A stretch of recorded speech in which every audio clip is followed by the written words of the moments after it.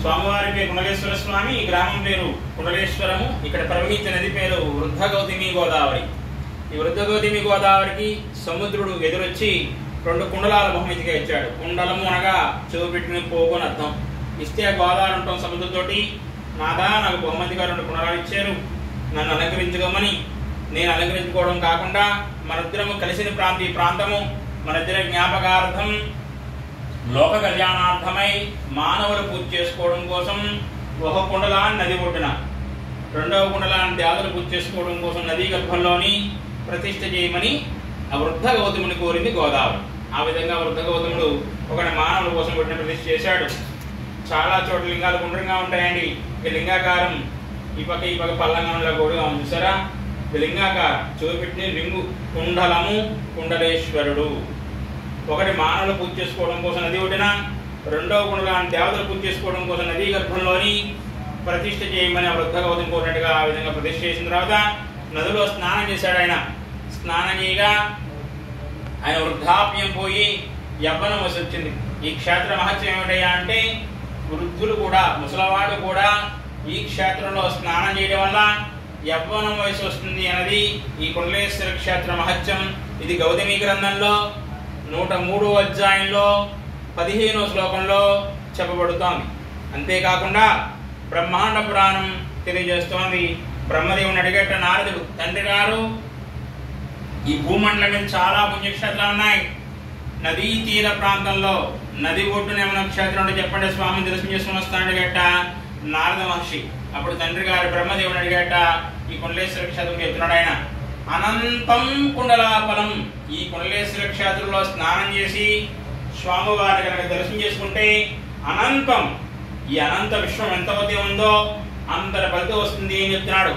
ఇంత అని వర్ణించడం సరిపోనంత కోటి రెట్ల ఫలితం వస్తుంది చెప్పడంతో నారదుడు వచ్చి నదిలో స్నానం చేసి నదిలో ఉన్న కుండలేశ్వర స్వామికి అభిషేకం చేసుకుని మళ్ళా పైకి వచ్చి ఈ స్వామిని కూడా అర్పణ చేస్తున్నాడు నారదుడు అని మనకు బ్రహ్మాండ పురాణం తెలియజేస్తోంది.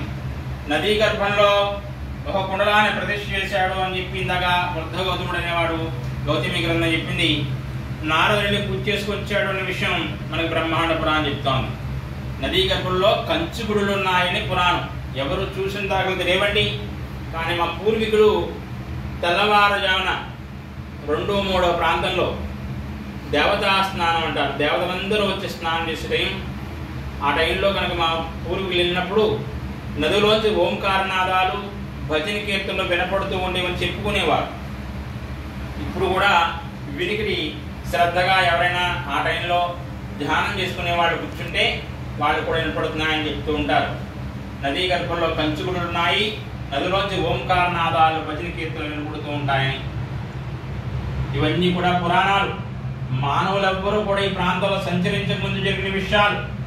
మానవులు ఎవరైనా సంచరించే టైంలో ఈ క్షేత్రానికి విశేషాలు ఉన్నాయా అని తెలుసుకోవాల్సి వస్తే భక్త మార్కండేయుడు, మన మానవుడు 4వ శతాబ్దం వాడు, అంటే మానవుడు పుట్టిన తర్వాత 400 సంవత్సరాలకి భక్త మార్కండేయుడు అన్నవాడి క్షేత్రాన్ని దర్శనార్థం వచ్చాడు. ఇటు వచ్చిన తర్వాత ఇటు వచ్చేటప్పటికి ఈ ప్రాంతంలో ఋషులు మునులు యోగులు స్నానం చేసి స్వామివారికి అత్యంత విధానం చేసుకుని చుట్టూలోకి వచ్చి తపస్సు చేసుకుంటూ ఉండడం చూసి కుండలేశ్వర కుండలం బృహవాహనం, కుండలాకారంలో ఉన్న ఓ కుండలేశ్వర స్వామి వృషవాహుడవై ఈ ప్రాంతంలో ఉన్నావయ్యా. నారదాది మునీశ్వర స్తుత వైభవం భువనేశ్వరం. ఇందాక నారదుడు వచ్చాడు మనం చెప్పుకున్నాం. ఈయన అన్నాడు మార్కండేయుడు, నారదాది మునీశ్వరుడు, నారదుడు ఆయనతో పాటు అనేక మంది ఋషులు కూడా వచ్చి స్నానం చేసి నిన్ను పూజ చేసుకున్నారు. భువనేశ్వరం పుణ్యమైన క్షేత్రం ఇది. అమ్మ నన్ను కింకరిష్మతి యమధర్మరాజు నుంచి కాపాడవయ్యావో కుండలేశ్వర.